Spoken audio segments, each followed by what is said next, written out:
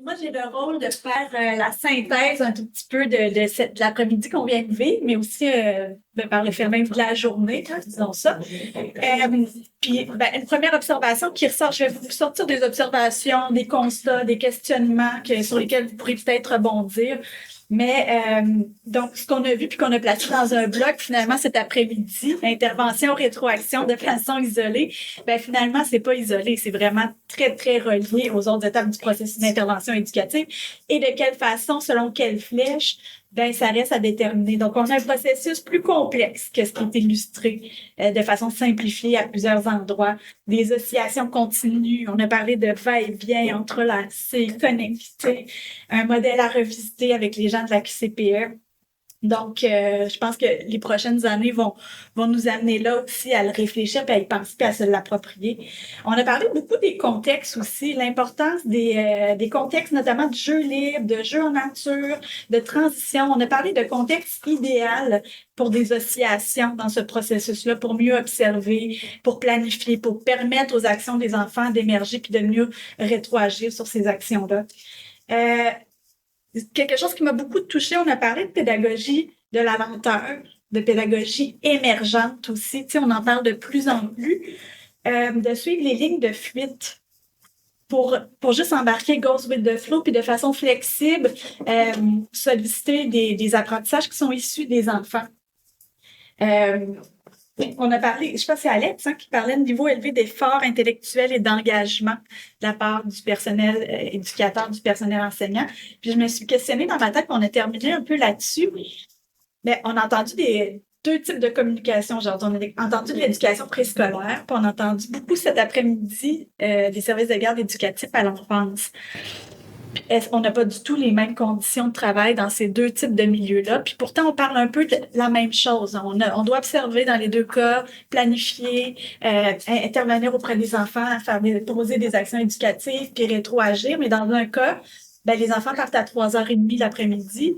Dans l'autre cas, on est en présence des enfants 10 heures dans la journée. Comment on peut mettre en place des conditions pour que cet agile professionnel-là puisse se mettre en place? Comment structurellement puis organisationnellement on peut donner le moyen de répondre un peu aux exigences qu'on pose? C'est des questions que j'ai pas de réponse. J'aimerais ça arriver avec des réponses, mais j'en ai pas aujourd'hui. Comment travailler plus efficacement? Caroline nous faisait ressortir. Des fois, on fait des raccourcis en disant, justement, dans la réglementation, ça ne vous fera pas travailler plus. Tu sais, vous allez partir du processus, l'intervention éducative, l'étape d'observation pour faire les dossiers éducatifs, puis finalement, ça engendre des biais en voulant simplifier, on complexifie tout le reste. Donc, comment travailler de façon plus efficace?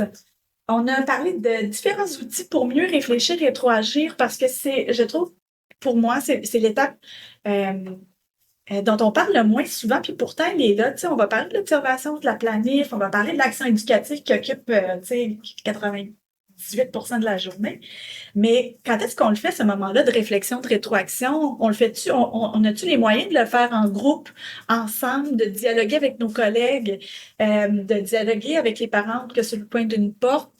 On a des outils qui nous ont été proposés aujourd'hui, notamment la documentation pédagogique ou l'approche mosaïque, pour nous aider à faire cette réflexion, rétroaction-là, notamment en misant sur la compétence des enfants pour nous aider à réfléchir à ce qu'on a mis en place, puis à replanifier aussi ce qui peut suivre. Donc, comment travailler encore plus efficacement.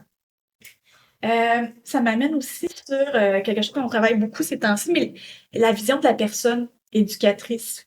La personne éducatrice enseignante comme une professionnelle, clairement, là, quand on vient de voir toutes les présentations d'aujourd'hui, c'est pas juste être en présence des enfants, le travail, on en demande beaucoup. Mais donc, cette personne-là, ces caractéristiques personnelles aussi qui font qu'on peut regarder des vidéos puis se confronter, qu'on peut pas, on entre en relation de confiance, qu'on se met en danger ou qu'on le fait pas, qu'on arrive près ou qu'on arrive moins près.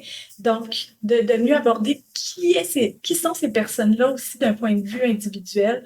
Puis qu'est-ce qu'on met en place pour mieux les soutenir avec la COVID? Il y a beaucoup de situations qui ont émergé, qui font sortir l'importance du bien-être de ces personnes, éducatrices et enseignants, des conditions qui sont mises en place pour les soutenir. Bref. Ça me faisait penser à cette personne.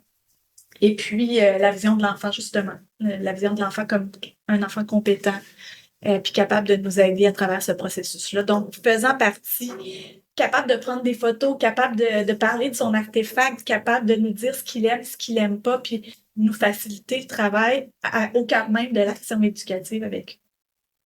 C'est un petit peu ma synthèse aujourd'hui sur ce processus.